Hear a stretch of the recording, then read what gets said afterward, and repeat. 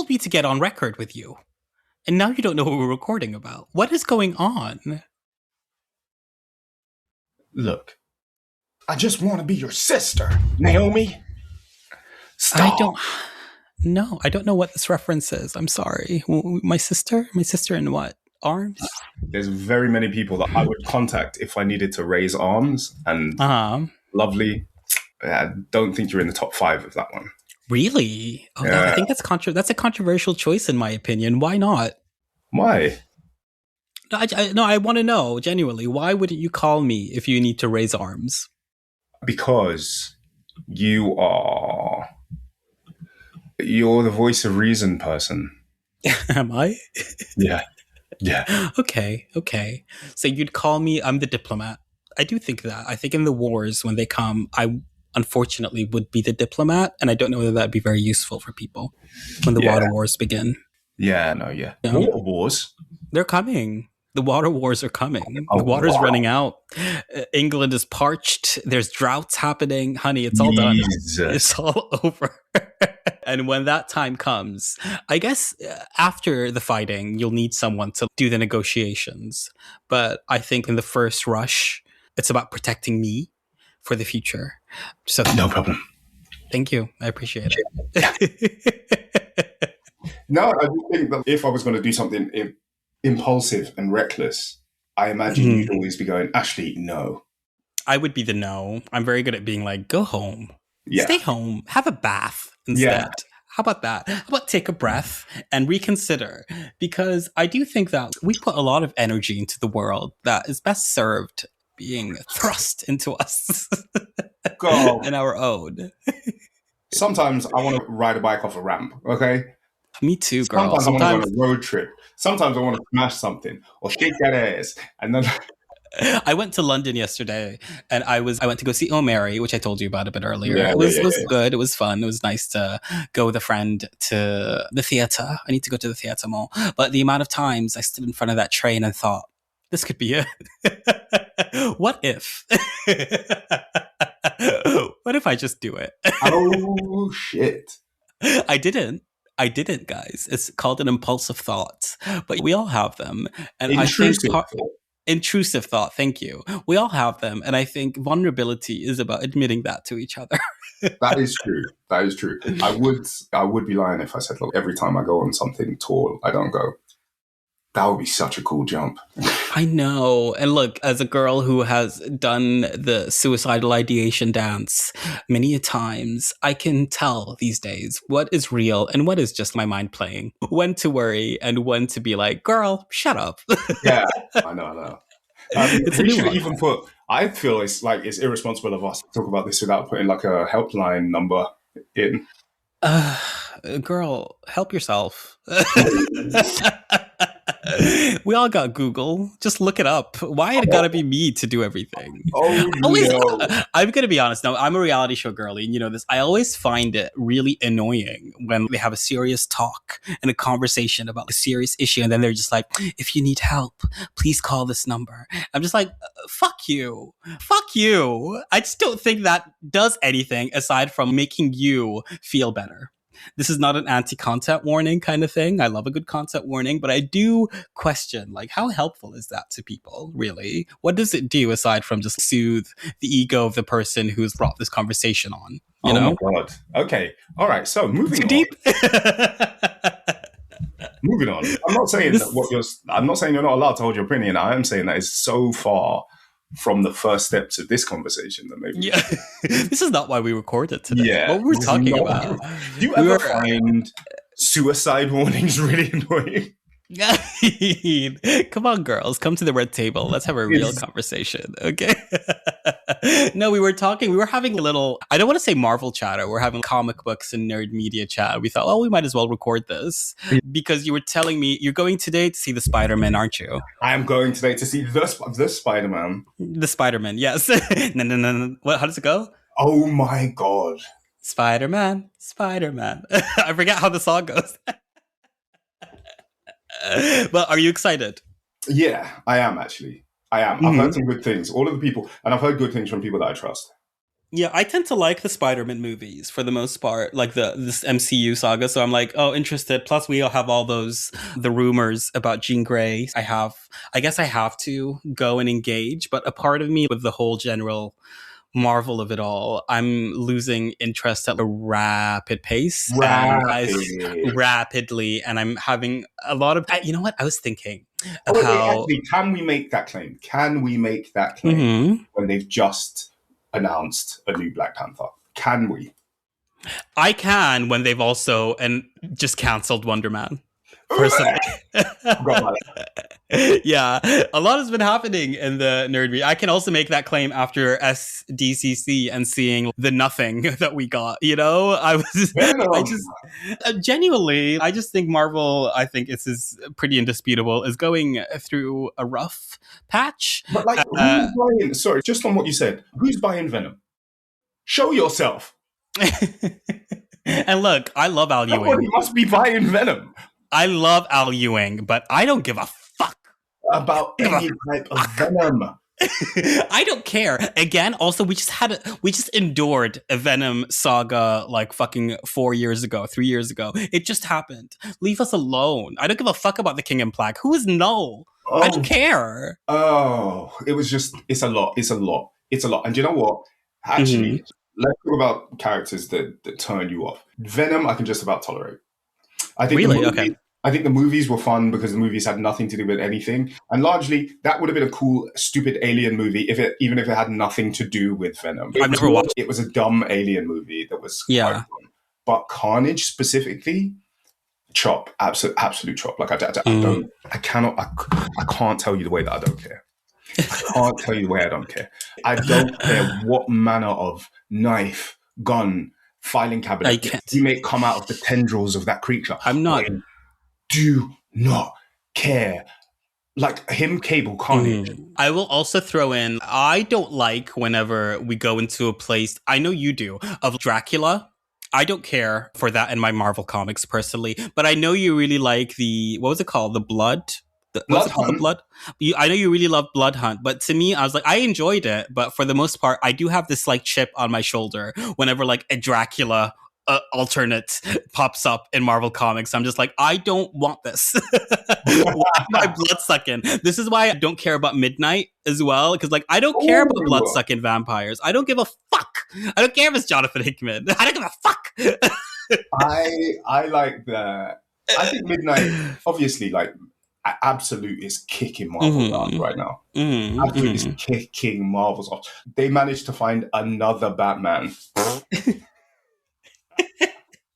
The cash cow birthed another one. Like truly, like what Absolute is doing to comics is really amazing. Oh, we got Green Arrow killing billionaires, guys. Come on in. I'm here, bitch. And then we have Vixen. We have Static coming. Bitch, I am excited. I feel like they are giving the girls what they want. They're like catering to the consumer. And like, I am just really excited. And it's been so rare for me. I never really get this way with DC. I've never been this excited for DC stuff, but I'm so into it. Do I need to change my residency? Truly, I've only been a visitor here, but I'm considering a visa. Should I move to Gotham? Metropolis? Not Gotham. Absolutely not. Right, no, Star City maybe. I'll go to Metropolis. Exactly. The Flash looks underworked. The Flash looks unemployed. She's just chilling. Crime rate is great. And also, if I had to pick a city with a superhero, of course I'm going to the speed stuff, because that shit gets wrapped up. Like you hear bang, shit. Yeah.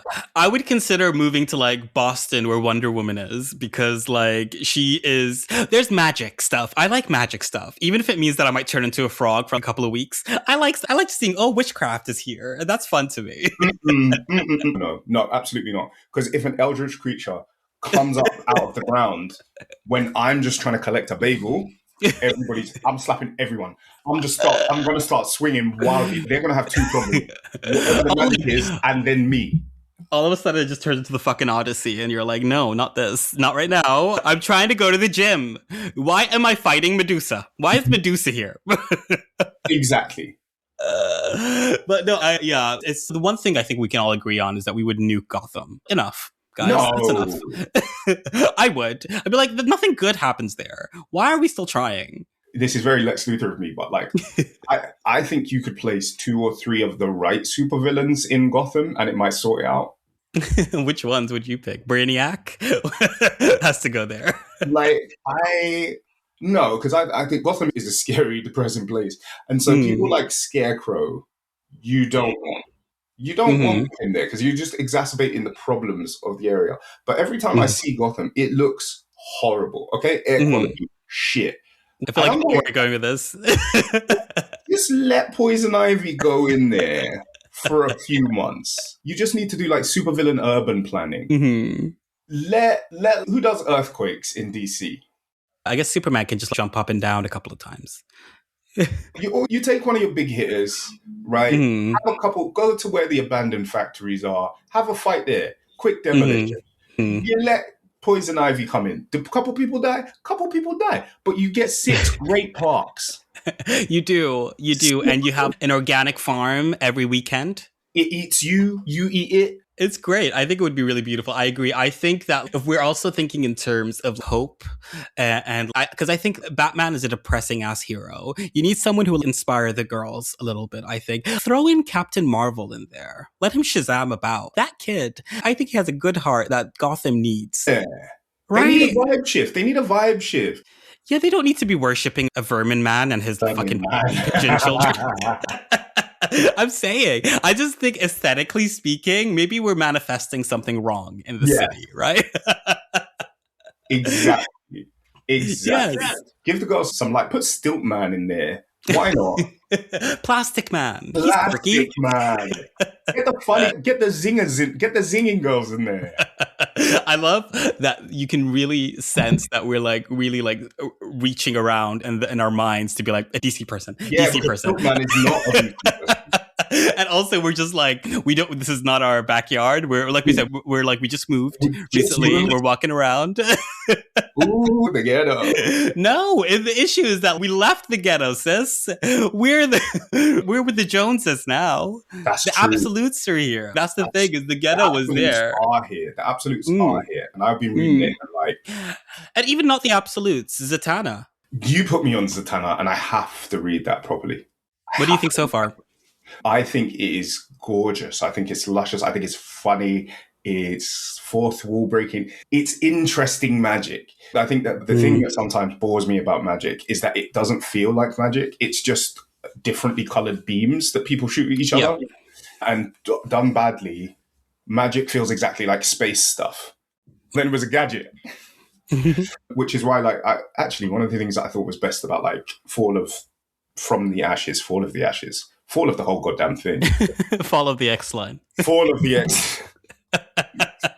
Fall of the rise of the fall of the dry of the ashes. Back from the ashes from the dirt. We're in the dirt. The Orcus office. The Orcus cupboard. We are the interns in the Orcus office in the basement from the ashes. Yeah, go on. So Magic was one of the better books, and I think because it leaned into like the ceremony of magic, this construction of it. It was signs, it was sigils, it was rhyming, it was linguistics, and I think Zatanna has that. Zatanna is more like building a magic system that you get to see happen, which is really interesting. But yeah, let Zatanna go over there. Yeah, I was just going to say on the Zatanna thing, I think it's really interesting because I've been reading Zatanna, I've been keeping up with it, but also I read Marvel Comics still, and comparing it to, I think the equivalent obviously is, what's her name? Wanda, Sorceress Supreme, Scarlet Witch, Sorceress Supreme. That's General Manager. But because they're the same kind of positions. They're both books that are about this famous character from the line, and they're like the position of the head witch in charge. And just seeing the kind of vast difference in storytelling styles, because Zatanna is actually telling a story, while to me the issue with books at Marvel line-wide, and I'm just using Scarlet Witch as an example, is that they're not about telling stories. They feel a bit more like about giving you things to giving you a couple of issues that will have enough sort of stills that you can use to talk about how much you stand this queen. It's almost catering to stands rather than actual storytelling. And I think line-wide with Marvel right now is a general dearth of stories. We're just talking about it. Why is there another fucking Venom series going on right now so soon after? Someone's buying that. Are they though? Are they They're- actually? they live around us. They're everywhere. Mm-hmm. Every time I go on the train, every time I travel, you look to your left, you look to your right, that could be a Venom purchaser. Here's the thing, though. If we're looking at the sales, though, they're not selling very well and haven't been for like a few years now. We've talked about how, like, for the past, this is the first time in I think 30 years that DC is like outselling Marvel this regularly, but like these books in general have just like number wise alone not been doing well over the last few years in Marvel, and it's just like it's a sad situation, I think, especially from like the quote unquote house of ideas, that like these are the stories you're putting out right now. Even their line wide stories like have been outside of the X-Men. I know we're X-heads, but like the Doom story, the Doom book was a complete flop. Imperial was a complete flop. And now it feels like they're trying something again with Hickman and this Midnight's thing. And I just don't know where that's going to go, especially when you consider the lack of support that Hickman's last 3 projects at Marvel have gotten. It's just like, what is going on?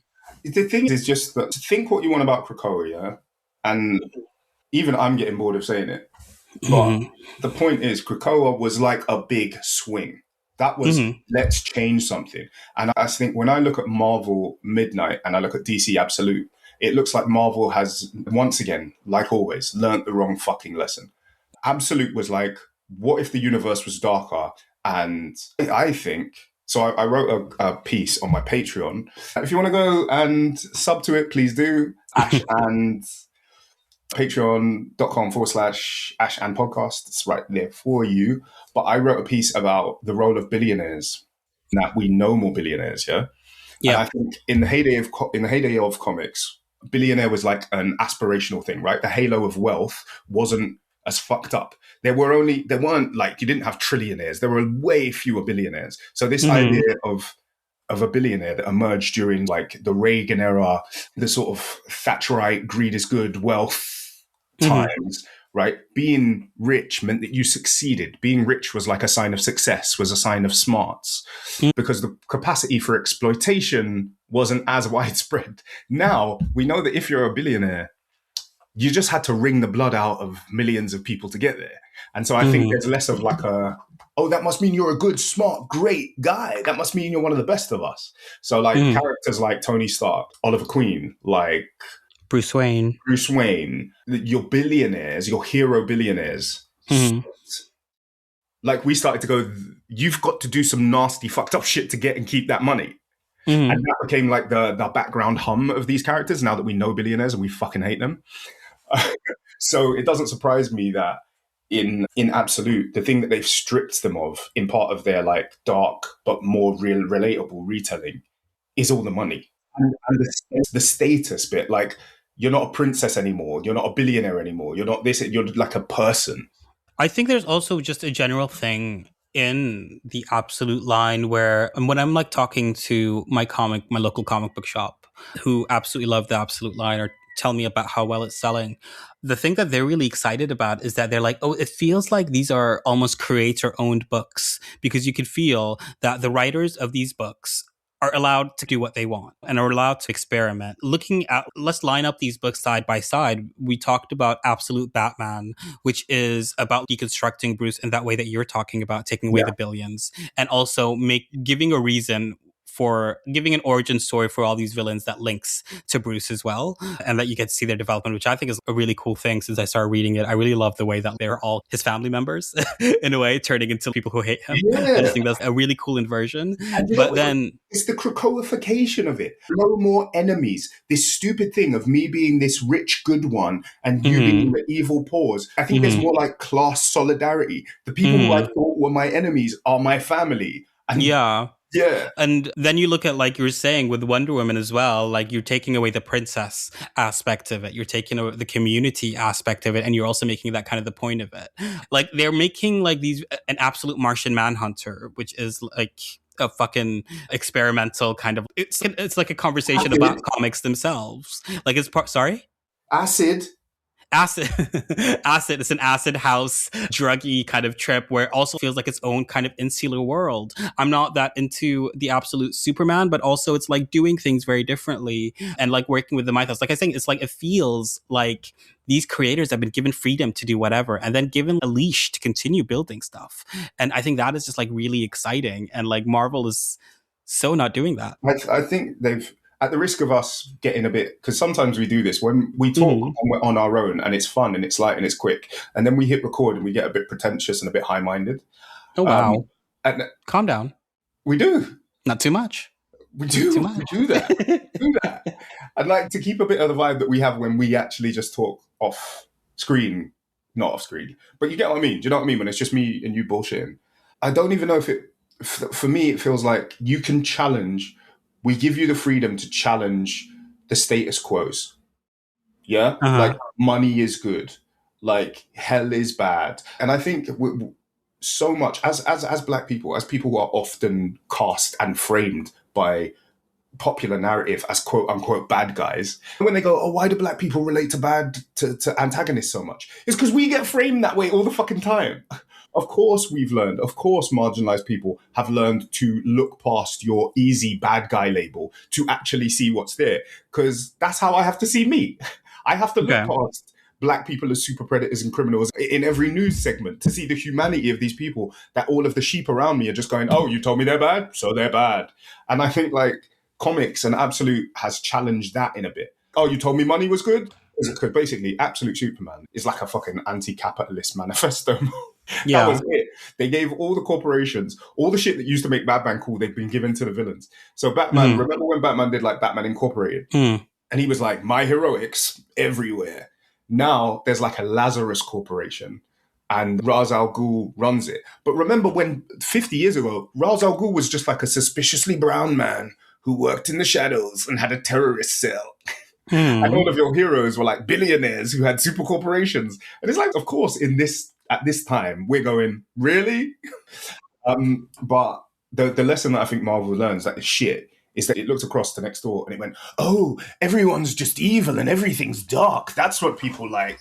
And it's like, no, they just challenged the hero fucking mold that was getting boring and getting really out of fucking touch. They just want to kind of give you different covers to buy because I feel like they don't really care about stories as much right now. They just care about giving you a blind bag, which I find incredibly insulting and annoying.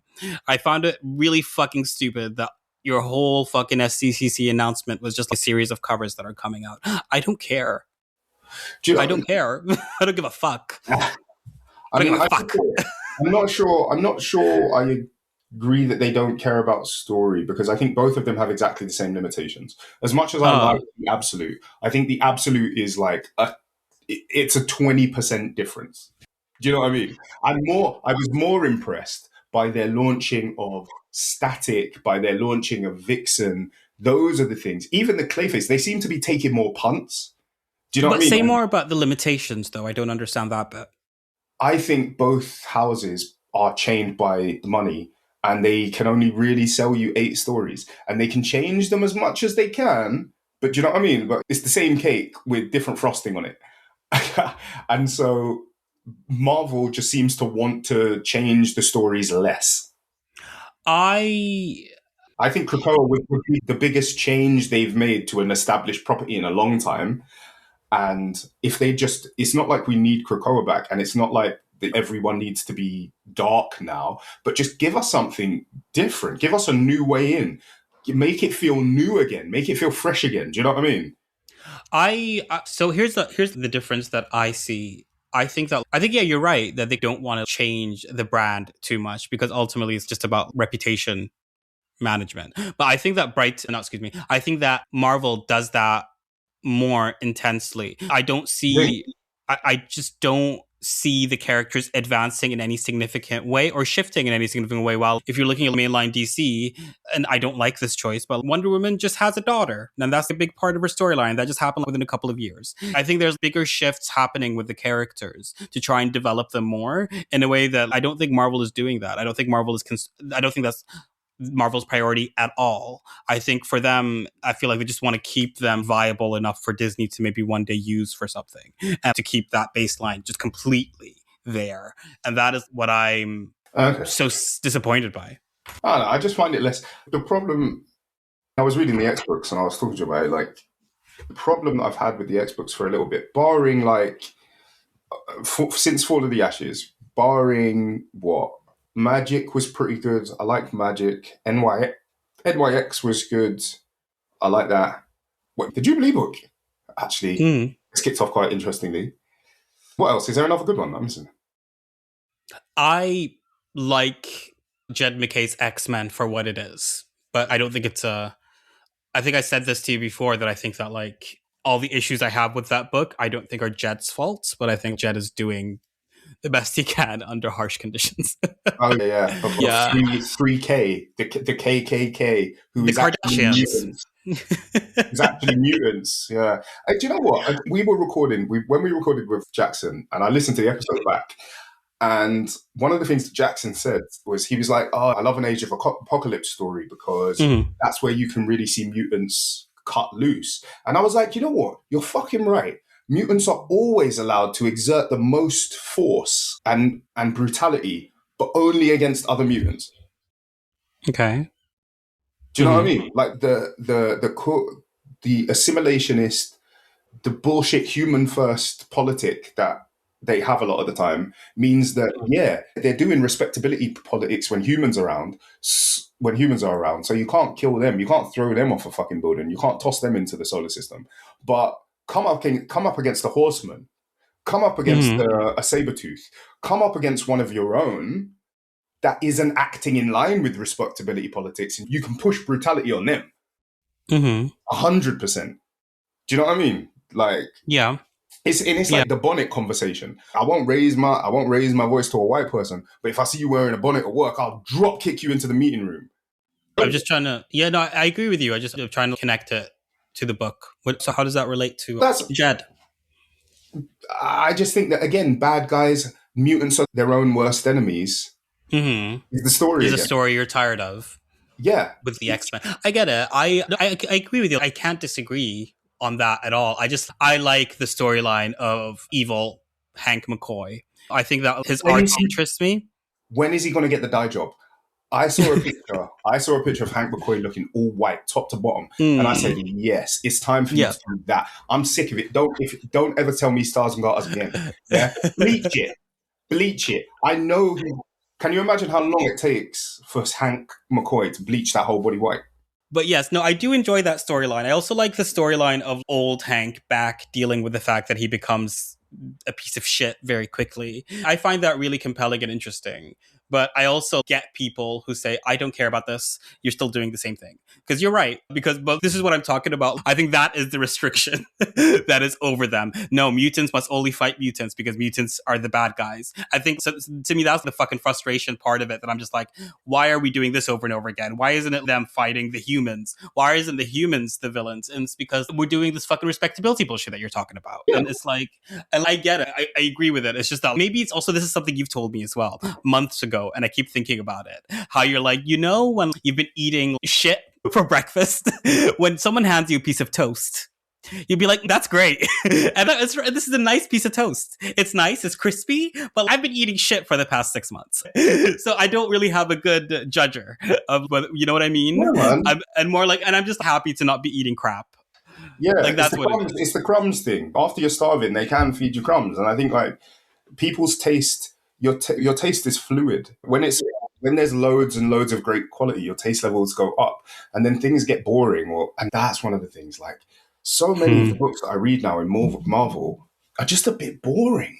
They're fucking bad. They're so fucking boring. It's so fucking boring and repetitive. It feels like nothing is happening. Nothing. What are we doing here? Why is no one ready? Why is no one ready?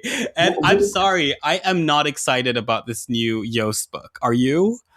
Which Yost book? Oh, the Maximum Expert. Yeah, I just don't care. I just don't care. Can Storm get a new outfit though? This one is fine. That's the thing, is that I think that's what we've been reduced to. Say What are the more. outfits going to be? Are you going to get? Remember when they terraformed Mars? Remember when they Yeah, had remember when they had a galactic currency that they were trying to manipulate so that they could buy foreign materials, and they had to ship that, they had to mine it in from a dimension that they could only access by six particular mutants working together in concert. To do you remember when there was like story. Do you remember? Do you remember happening? that first year when they were like teasing? Oh, there's going to be a civil war with the council and also the people of it. Oh, Yeah, that will happen. No, that didn't happen. It should be happening right now. We are all suffering, guys. We are in the exactly. pits. Exactly. I And don't give a remember, this isn't Krakoa fixation, because Mm. now I get that from DC.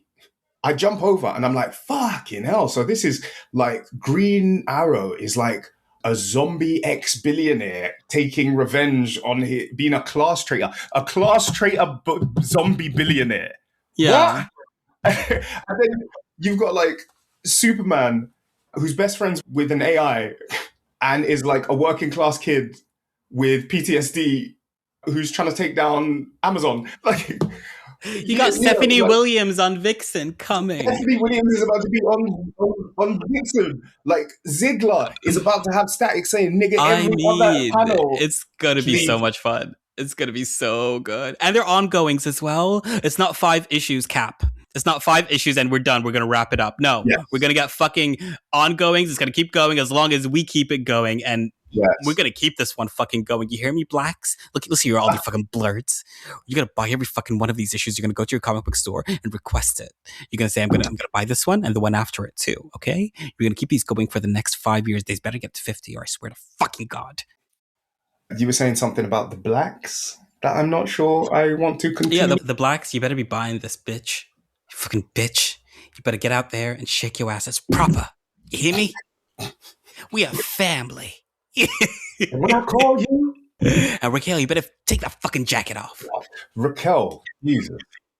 But yeah, man, like new stories, new fun stuff to read. And like that's why I'm not even in Big Two anymore. But Midnight feels like, oh, Absolute went dark and now we need to go dark. And the thing is, I clocked that shit. When I first saw Midnight happening, I tweeted this thing and I was like, get ready for a Spider-Man who's a bit more spider than man. I know the girls are really excited for fucking Bloody Iceman. I'm not. I don't care. I think it looks bad. He looks like Kool-Aid. I think he looks like the Kool-Aid man. I'm going to say it. I think they killed off the Blood Coven, but they saw how people really wanted to eat those chips. And now they're reheating those nachos a little bit. And yet, Blade cannot get a movie. Oh, Let's get into the MCU, actually. I think that is... Yeah. Okay, we need to get into that a little bit. So, we mentioned this earlier. Wonder Man is cancelled. That you and I love that show. You had with Ash and a series of live watches. We really tried to really put critical attention on the show because we, or at least I personally found, I remember talking to you about it and saying, like, why is no one talking about the show when it's like the best thing that's came out? Why is there no promotion for it? And somehow, miraculously, they said there would be a second season. And then all of a sudden, yesterday, I think we found out that no, actually, there's not. How do you feel? It seems so stupid. I don't put it past the company to always learn the bad lesson or always learn the wrong thing. I reckon they bumped him up. You're saying that you think the movie's coming instead? That's going to be announced. He's going to be in the movie. I reckon they looked at that and they went, actually, we'd better because if they write him in another series, there might be scheduling conflicts and all of this shit and blah, blah, blah, blah, blah. And I think they're still building what comes afterwards because, they had a plan for 20 years or something. And then the Kang thing leaves. So I think they're actively building shit into the future still. And so when I see stuff like we pitched a character and it went fucking great. Also, and I'm just being fucking like basic here and a bit, what's the word? Cynical. But he is a viable black male character. And actually, the crumble of the phase before was because both Chadwick and I've forgotten that man's name, thank God. Michael? Not Michael. What's Kang? What's the actor that was going to play Kang? Oh, Jonathan Majors. Yes. Chadwick passed away and Jonathan Majors is an asshole. And then you had two of the the pillars of the next Mm-hmm. phase suddenly disappear, and then you make Wonder Man, and now you've got a new black superhero who could be a pillar. And I wouldn't be surprised if they looked and said, let's not waste that on another TV series. Because they took a punt and it worked. And I reckon that's what they did it for.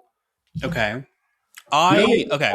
I hear you. I don't want to be too optimistic. I don't want to give. Here's what it is. I feel like for me, that if I feel that way, or if I proceed with it thinking that way, yeah, I would be giving them crumbs.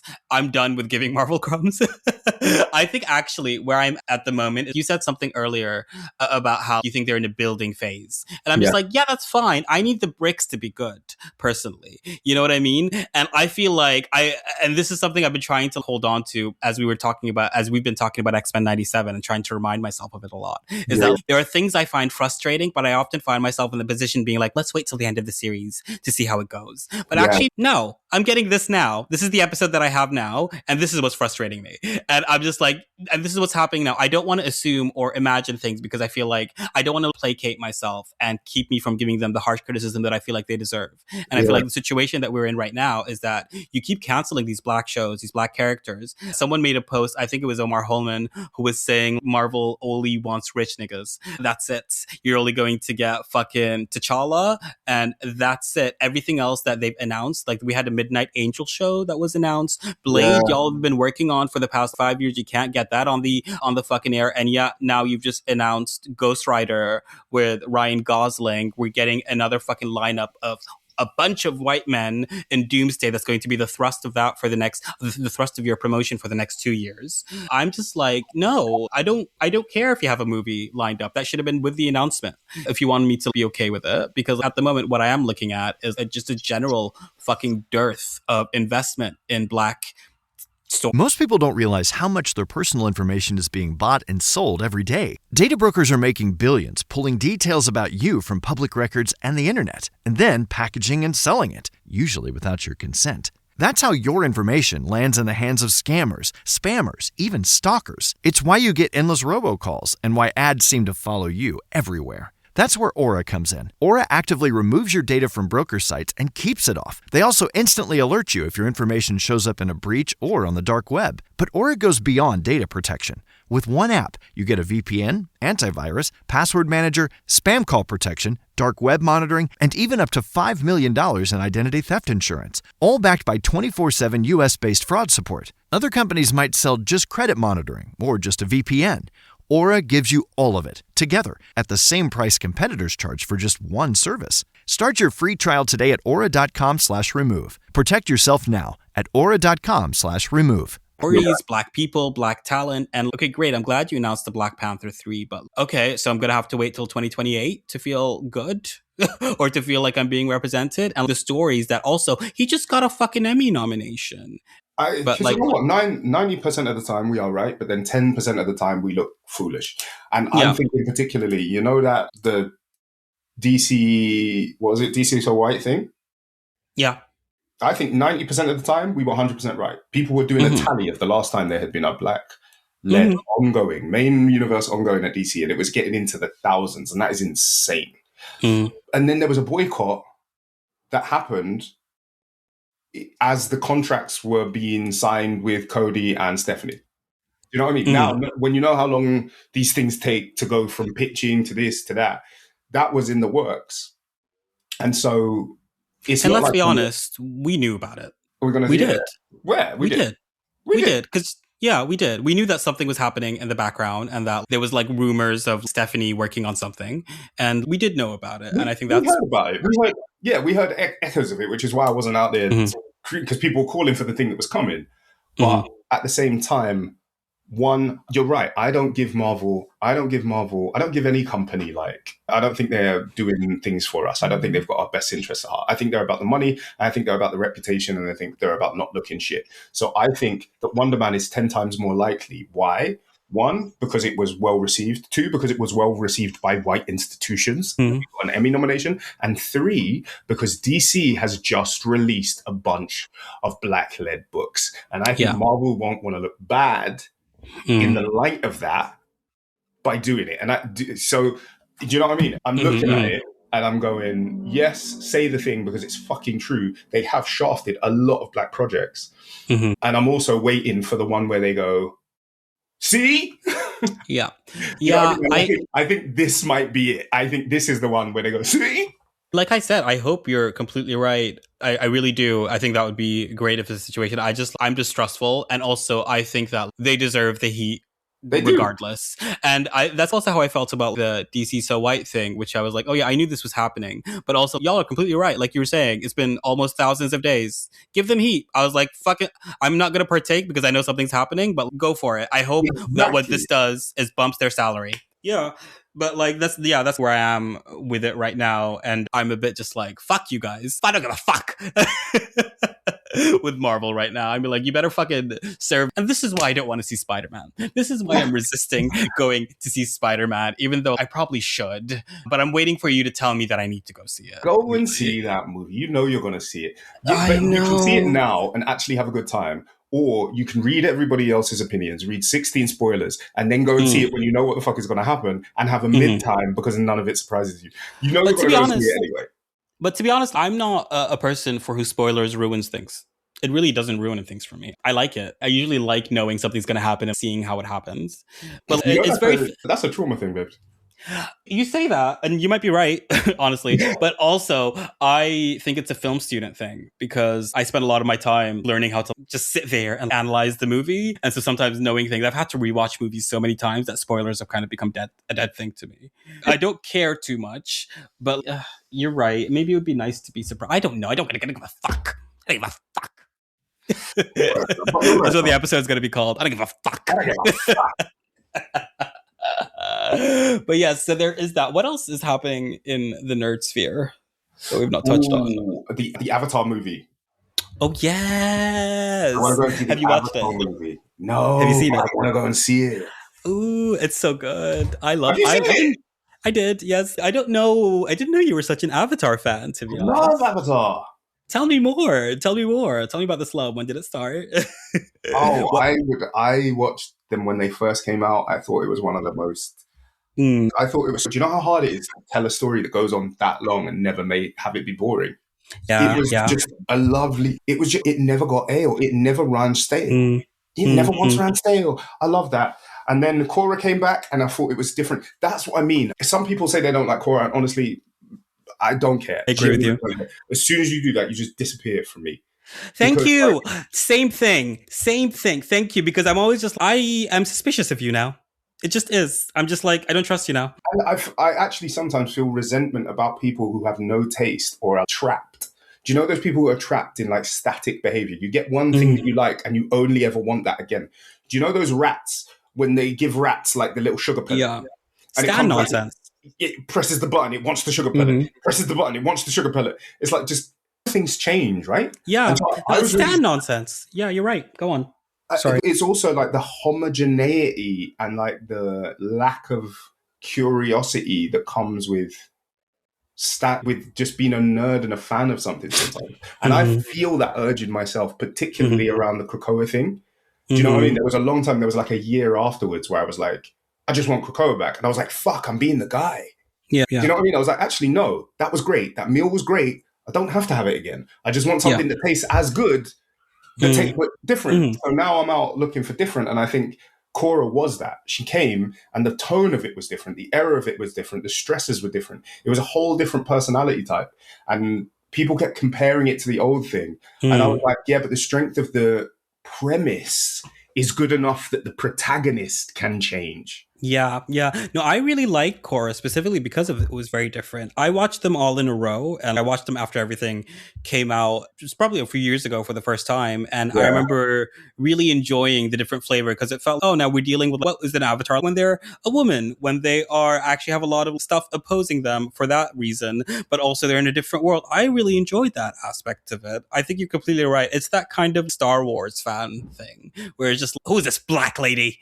Black lady? No, not my Jedi. It's like, it's that kind of nonsense where it's okay, then just don't watch it and shut up. Yeah, Shut up. I don't Exactly. care.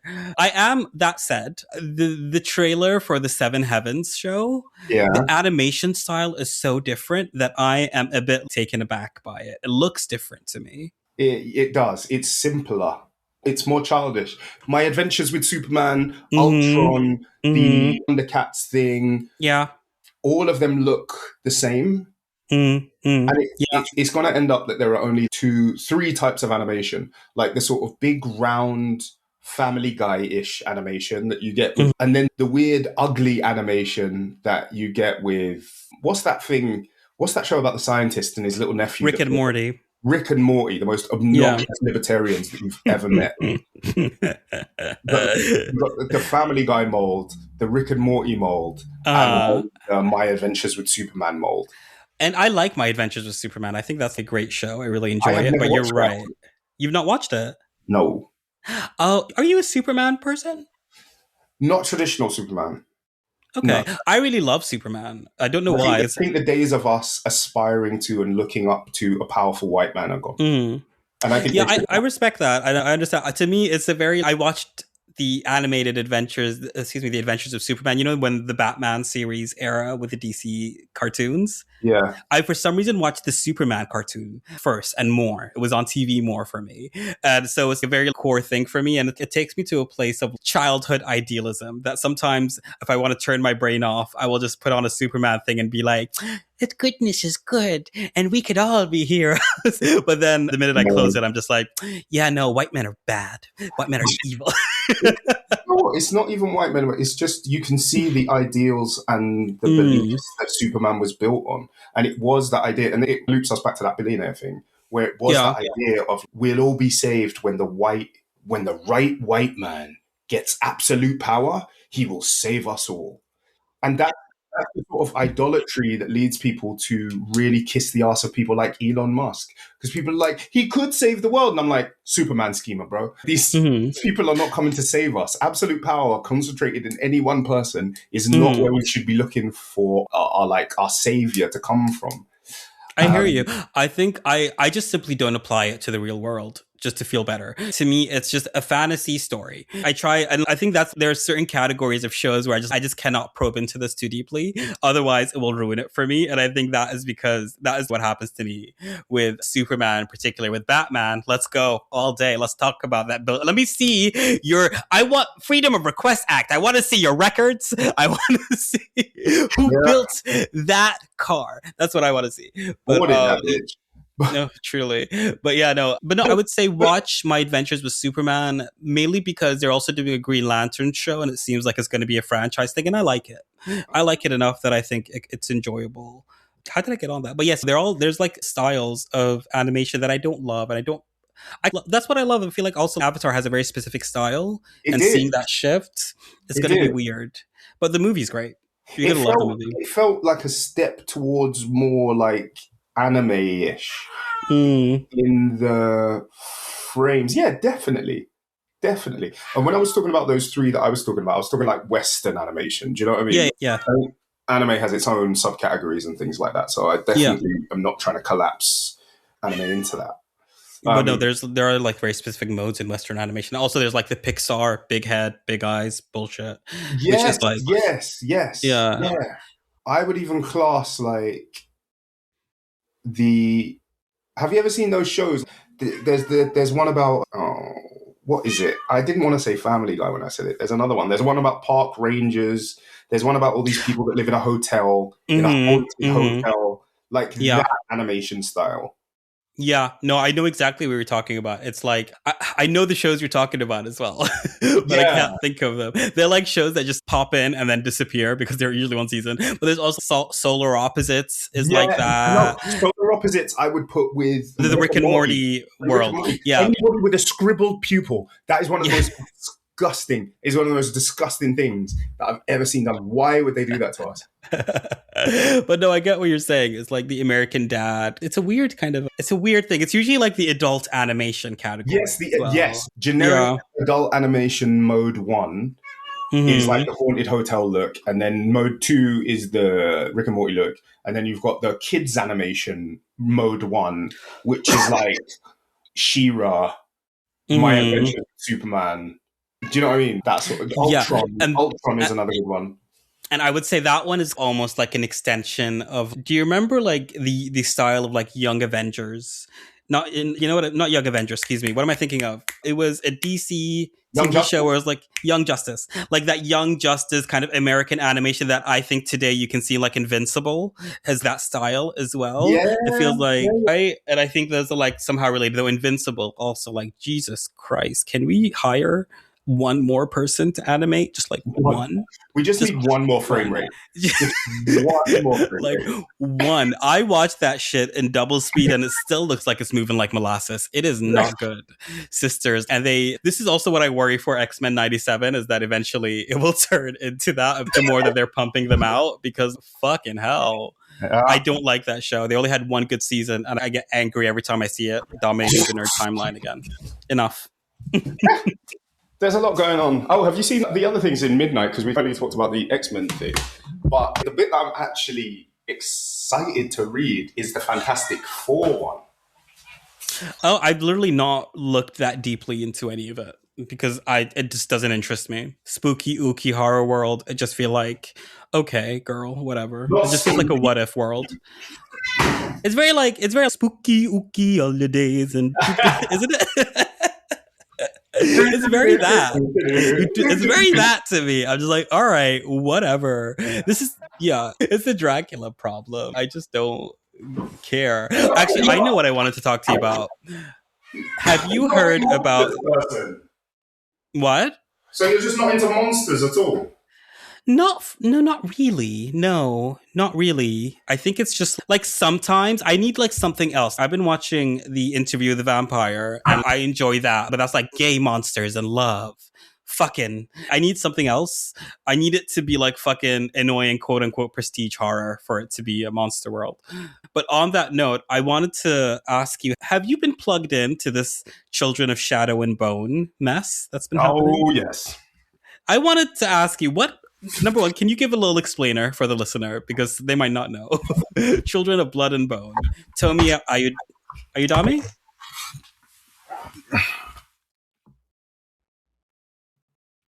Tomi Adeyemi. That's her name. Tomi Adeyemi. Yes. Like you in again?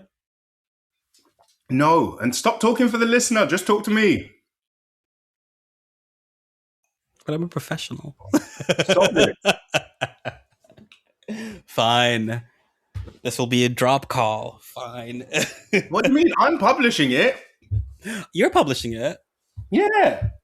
Oh, I thought I was publishing it too, you stupid bitch. We can both publish it. Yeah. So, yeah, she wrote a book, Children of Blood and Bone, and I read the book. Did you like it? I liked it while I was reading it, and then I forgot it afterwards. Okay, I think that is my experience with a lot of young adult fiction. Yeah, it was solid. It was nice. I read it, but the world didn't stick with me that much.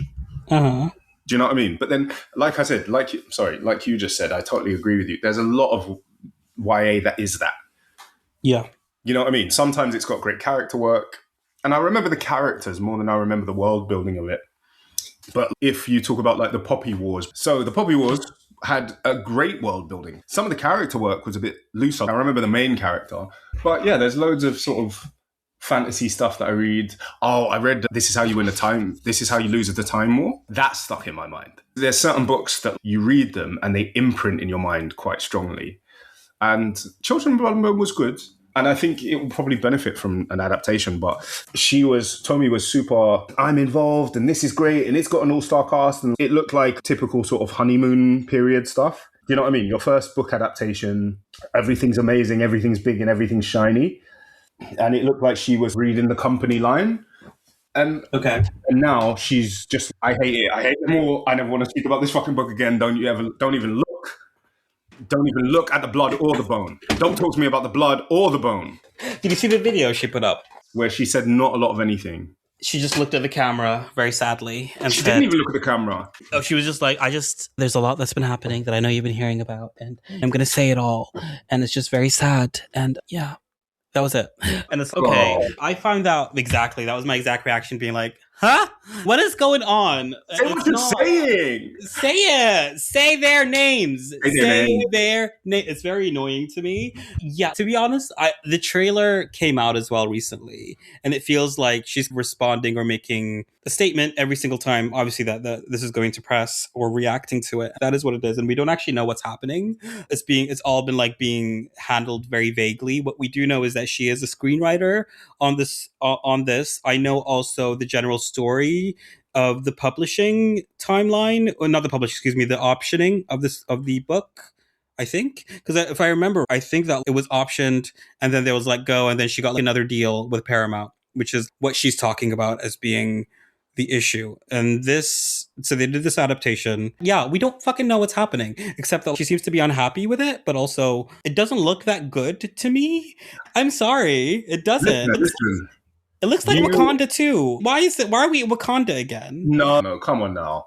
Sister, you know I'm right. I'm sorry, Good. I'm right. Good. Do you know what? Good. Let it be Wakanda 2. Give us Wakanda 5. Give us Wakanda 27. Because you know what? It can't be that actually African lore, African pantheons, African fantasy only ever comes around once every two decades. You know how many fucking Greek shit I watch? Fair enough. You know how many times we've had to go in a fucking pyramid to get some shit? I see more hieroglyphs than I can stomach.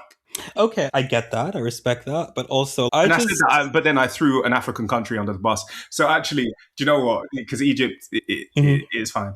We fucking the amount of Greek shit that you have to look at, the amount of like Asia as a place, right? Whether that be Japan, whether that be China, now Korea, like their culture has been a setting in a lot. And Africa doesn't actually have that in a mainstream way, really. Do you know what I mean? And so I'm glad for it. And I will be, I'm sorry to that writer. But I will be there.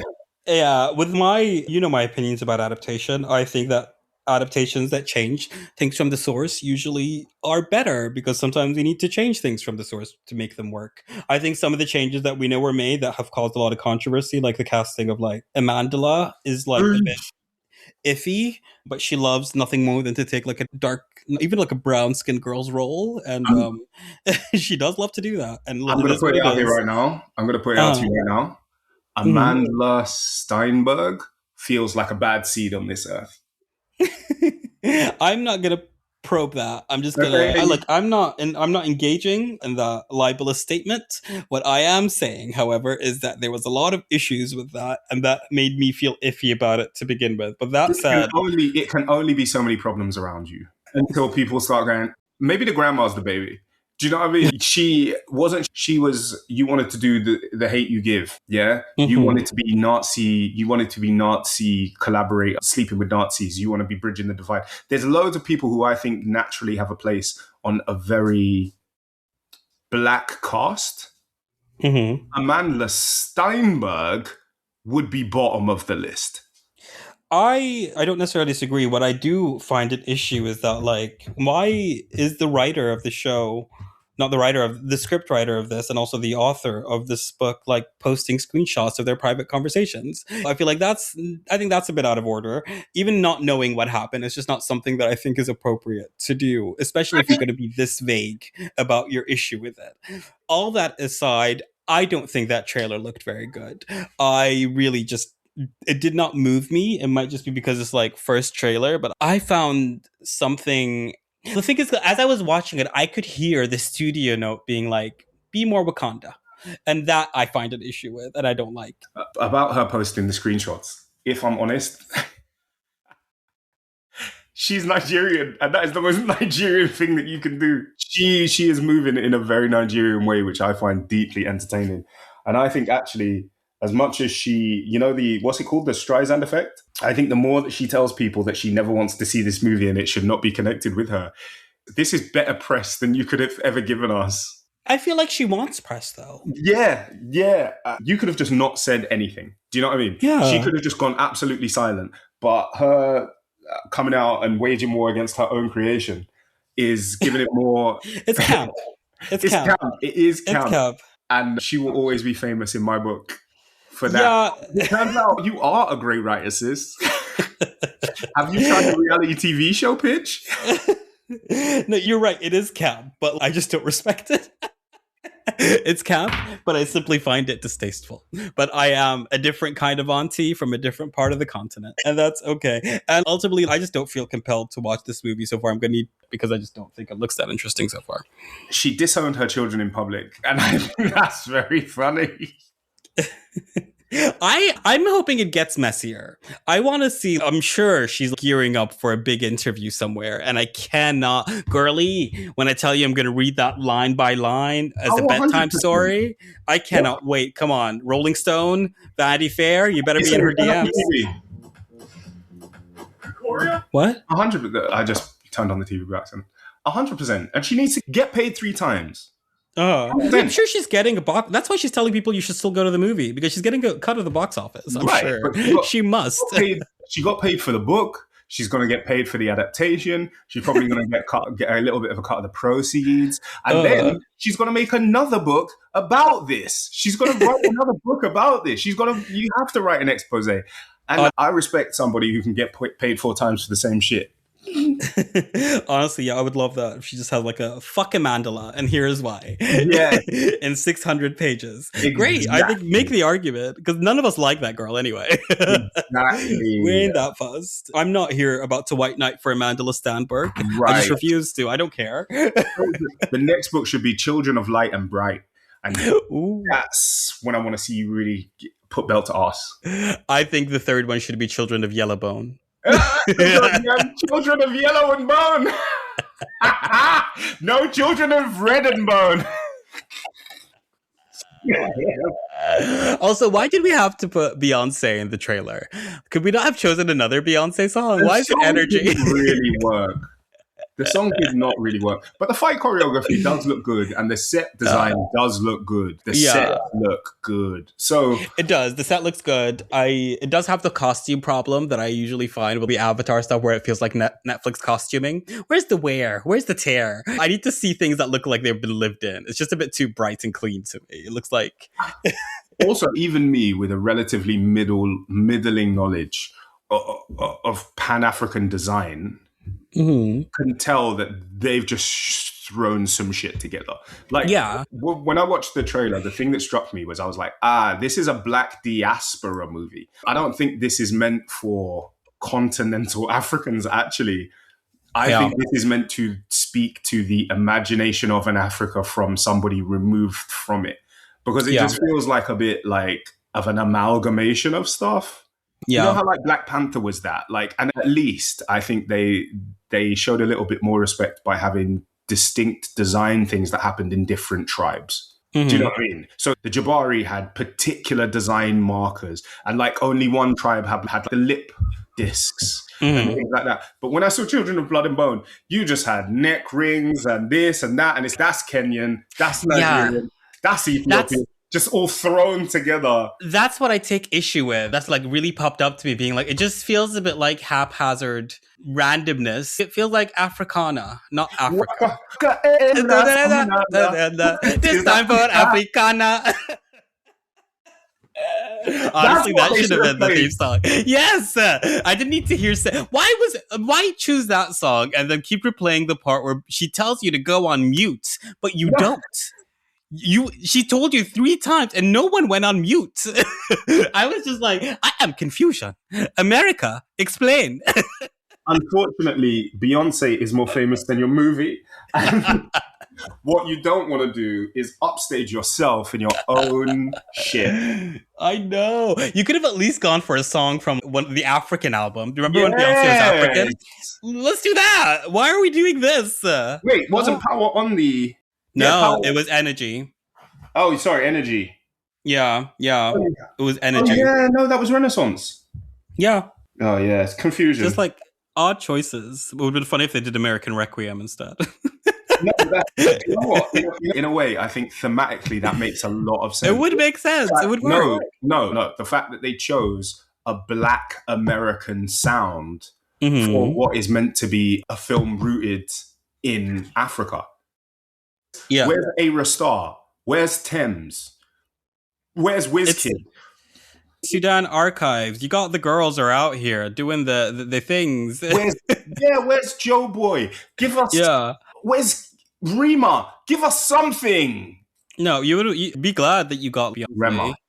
Like Beyonce, yeah, you're right. This is a film that's like about imagining Africa from, I think, a Black diasporic perspective, which is like fine. It's just, I feel like maybe this is also the issue that she had with it, is that there wasn't enough care with these things. And if, I don't know, maybe really, I probably will end up buying a ticket just to support the community of the dolls, and I hope I like it. Mandela called her a nappy charcoal bitch on day one of filming, and that's what happened. She called her. She saw her and yelled, "Tar baby!" Oh, sorry. Yeah. I'm so sorry. Yeah, exactly. It was very that. Yeah, no, get back out in the field. Also, clocking the Killmonger hair, the Killmonger dreads, I clocked that immediately, and I was like, "Girl, that the minute I see those now, I just know that we're working with the lowest common denominator at all times." Look, that was the one thing that I had to say. If there was one thing about it that I was like, I'm not a big fan, was that wig that they had on that boy. That wig that they had on that man. And you know when everyone was like, oh, he should have got Black Panther? Look at what could have happened. This could have been us. This could have been us, guys. What could have happened. No, Did you see how high his wig was sitting? Stiff. If you're gonna do twists, exactly. If as a man, especially as a man, yeah, if they are gonna put a lace front on you for a movie, go fucking bald. I don't give a fuck what fade you've got under there. Don't tell people you need to keep your fade. I don't care. Turn up bald to your press. You know what? You got the wig. Wear the wig to your next gig. I think if they approach you with a wig, make sure it doesn't come from Tyler Perry Studios, because that's what it's looking like, and I don't like it. No, it looked like he probably told them, no, I don't want to cut my hair. And they had to fit that thing on top of... Cut your fucking hair. Exactly. Cut your fucking hair. Cut your fucking hair. Back. Cut your fucking hair. You want Damson Idris to be in our Marvel films? Girl, they're already struggling. Let's not add flop on top of flop. What do you think about this new Black Panther, though? Are you excited? He seems like a good kid. Yeah. Yes. You're excited? Yes, I am. Because that boy can act. I've never seen him in anything, I don't think. I don't watch Industry. Alleyne is great. Industry is great. The Long Walk is excellent. Yeah. Alien Romulus was excellent. Okay, I'm excited for him. I just think I'm glad that we're finally. It feels like we'll do T'Challa again, and then just forget that, and we're just gonna mash it all up into whatever this future version of T'Challa is gonna be. And I'm excited for it. I think it'll give them a chance to do something interesting, and I trust in Coogler. Yes, I do, and I think do you know what? They all loved Chadwick, so I think if he stood up with all those people and they applauded to bring a new person into this family that they've built. Yeah. That's the most important thing. Yeah, I think we're on the opposite sides of this, because I was always team recast and redo. I don't think I had a big problem with recasting, but the thing that I knew is that we are on the consumer end of it, and that can make us very callous to what is a very serious human story on the other. Do you know what I mean? That is true. We're like, give us the character, but that was somebody that they worked with for. These things take years. Do you know what I mean? Yeah. So that's someone that they've known for close to a decade. And actually, between the Avengers movies, between reshoots, between that's like family to them. And I would have loved. And really, I think they found what you need to do. They haven't recast that role. Chadwick has that role, but there still is a Black Panther that is going to be meaningful to a new generation of young Black people, to a new generation of Black people who get to see themselves in fantasy and woven into these huge stories. And that was my only critique of it, the only splinter that was left in my finger about the way that it was being run afterwards is that when I listened to the way that Chadwick would speak about what Black Panther meant to Black people globally, it didn't feel to me like he would be satisfied for that legacy to end. Okay, yeah. Do you know what I mean? It would be like, oh, so now this thing that I've managed to do that means so much to Black people just ends now? Yeah, no, I think he would have wanted this to continue going in some way or some form. It's exciting that we're going to get to see the birth of that and to see how they handle the legacy go on, because it did feel like the second film as well was it was about mourning him because we needed to do Yeah. that. And that And was beautiful. it was beautiful, but that was like the point of the film in a way. So it'll be interesting to see a Black Panther film again in this new world and to see like how they honor that legacy. Yeah. But also, hey, we finally got a good look at Mr. Monroe coming on up. Here he is. Here he is, girls. Here he is, dolls. It's Mr. Monroe. Mr. Monroe, because it's gonna be him. It's not gonna be Oh. Mr. Monroe. You know they're gonna do it. The X-Men, they be coming. I think, and the thing that I'm excited about, the thing that I think is good, is that he's good at he's quite meek. And I think that might be a big part of what happens here. Like but Black Panther films have become increasingly self-referential. Yeah. Do you know what I mean? When you said Black Panther 2 was a eulogy, it eulogized Chadwick in many ways. And it was a film about the people who were making it in lots of ways. And in this, we are going to have a new actor stepping up into huge boots. Yeah. And I think that's going to be the film. This is going to be him stepping into the Black Panther mantle as he steps into the Black Panther mantle. And he plays meekness really well. And if you watch the movie, if you watch Alleyne in particular, this very shy, retiring man who grows in love and boldness and strength, and his light turns up as you go through this. And I think he might bring some of that into this. So I wonder then if like Denzel's role in this film is like to be the personification of that, because if the whole thing is about like measuring up to legacy, if you have Denzel as a villain, that would be really interesting to literalize it. Do we know Denzel's a villain? Yeah, we don't know what he is at all. We just know he's in the film. But I think if you have Denzel, I feel like you're only going to get him for one movie, number one. So you better use it up. And I think he'd be a great villain. We don't really see him fucking budget. I'm saying, and I think he would be an amazing villain, especially in that world and with that storyline, because I think Denzel himself brings such gravitas. He is legacy. He is Black legacy.